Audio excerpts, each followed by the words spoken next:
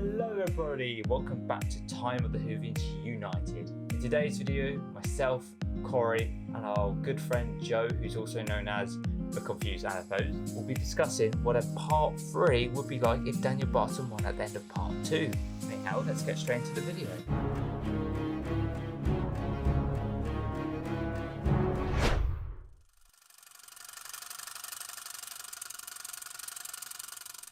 Part 2 will also stay the same with a few minor changes. In Part 2, the fam still fixes the plane with the doctor's instructions, but when they land, they decide to go back to Barton's house to investigate and find answers. There, they see Barton and his mum having an argument where more details about their relationship is revealed. Because in the original Part 2, we found out a few things about their relationship, not too much. So this scene will enlighten the audience and give them a more of an insight into why their relationship is so bad. That scene will end with Barton's mom being dragged away by his men into a car, which will lead to the scene where she dies in the original Part 2. Meanwhile, the Doctor escapes the Kasabian realm and the episode continues as it originally did. So she meets with the two historical figures.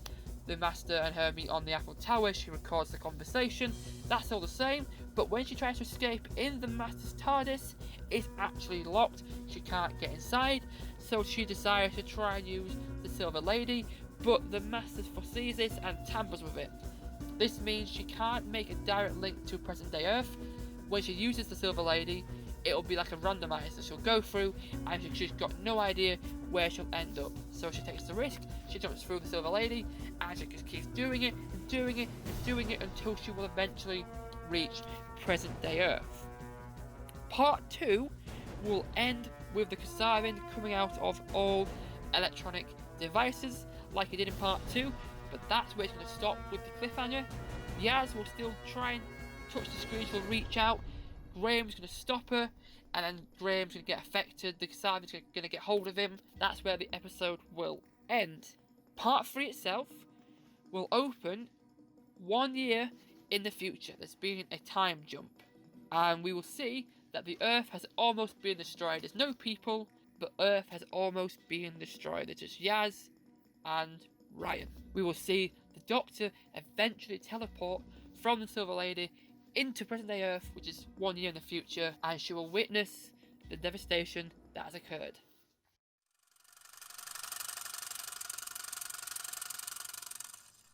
After many months have passed, we find Yaz and Ryan desperately trying their best to survive. Yaz has developed into a natural Doctor-like leader, while Ryan, on the other hand, has become bitter and resentful, unable to keep his temper.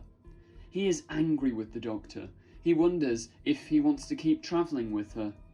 Occasionally, he presumes she died. He also mourns for the supposed loss of Graham.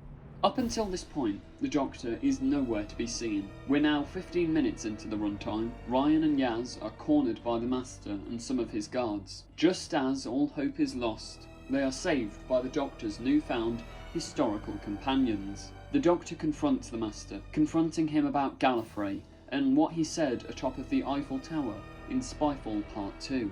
He continues to tease her, enjoying her devastation at not knowing the answers, further adding to the 13th Doctor's inquisitive character. However, the Master manages to escape in his TARDIS. The fam race to the bunker in search of Barton and the Master, where they take Barton's iPad and reverse what was done.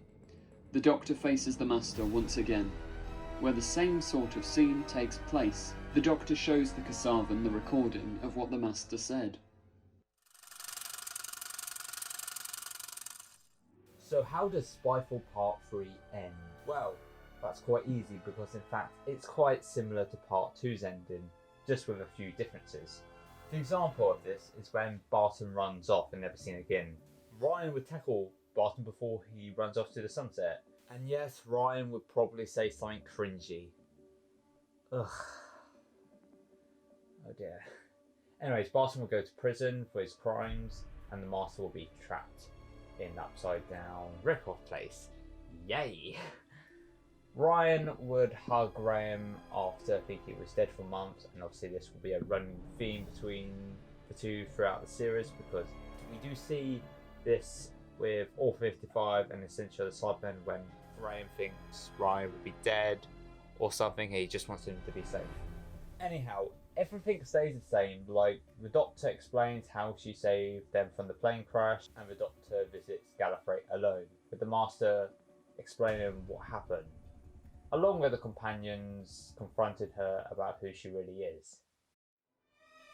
And that's it, guys. I hope you enjoyed this sort of rewrite video. Comment down if you think a third part was needed or not, or just tell us your own concept for a third part if you don't agree with ours.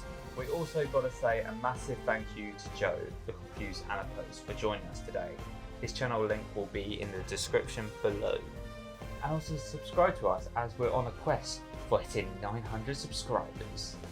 Anyways, we will see you next time. Goodbye!